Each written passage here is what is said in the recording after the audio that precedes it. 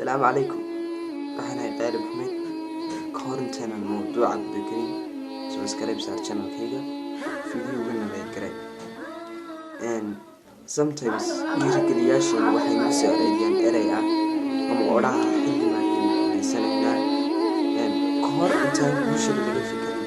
waxa muhiim ah in la isweydiiyo su'aal ah waa maxay guushu ama success inagu waxaan guusha ku qeexaynaa ama aragtideena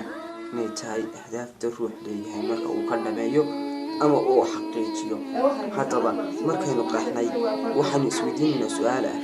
waa maxay waxay nagu hortaagan inaynu guulaysano ama se caqabadaha maxaa ka mid ah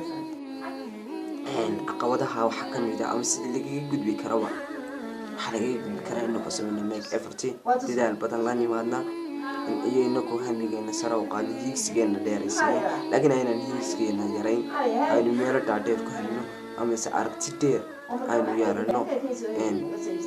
markaa waxaa wanaagsan inaynu mar walba waxyaabo fiican ku fikirno sidaynu dadka u bedel lahaan sidaynu adduunyada u bedel lahaan laakiin aynaan hamigeena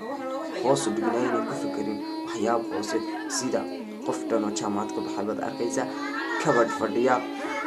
waxaad arkaysaa qof jaamacad soo dhameeyey gidaar fadhiya markaa waxa fiican inaynu hiigsigeena dhamayno iyo himiladeena oo aanay afka una nagaga soo hadhin